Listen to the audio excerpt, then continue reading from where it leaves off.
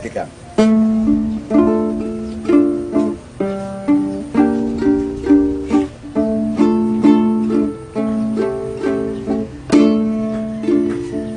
Anrehiyon utso nga amon na tauan, bagyo nga Yolanda kamihin agian, syudad han Tacloban ormoker na nigiwan, makarimadiman kabutangan.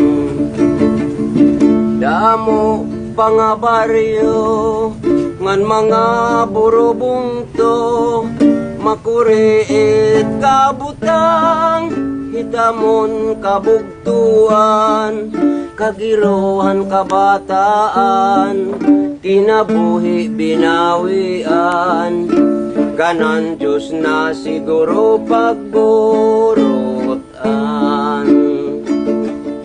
Damuan nahibang nga mga kayamanan, an mga proyekto nga hataghan gobyerno, an infrastruktura, kuryente, agrikultura, ginwas out han bagyo nga Yolanda. An mga foreigner kami binuligan, panngupayhan nahibang syudadhan Tacloban, tubig medisina ipinanhatag nira, panapton pagkaon nganhin kwarta. Mga kabugtuan kita pag-urusa, an makagarahom ang isang pitunta, aton ipakita gugma tahaya, kay basian sala talwason niya. Tagalog portion naman po mga kaibigan.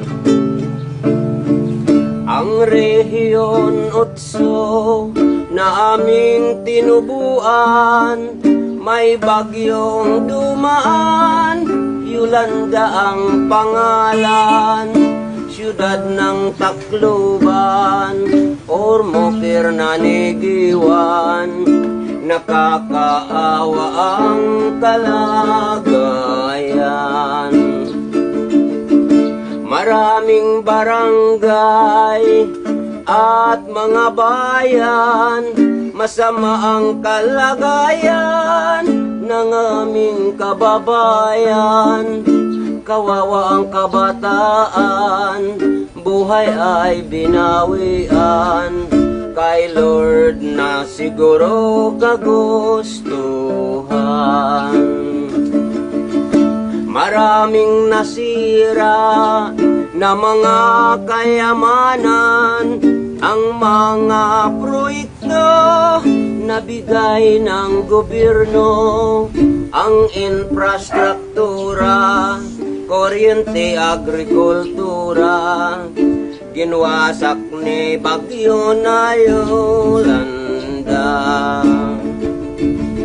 Ang mga dayuhan kami ay tinulungan, pagayos ng nasira sa syudad ng Tacloban, tubig, medisina ipinamigay nila, damit, pagkain at ng pera.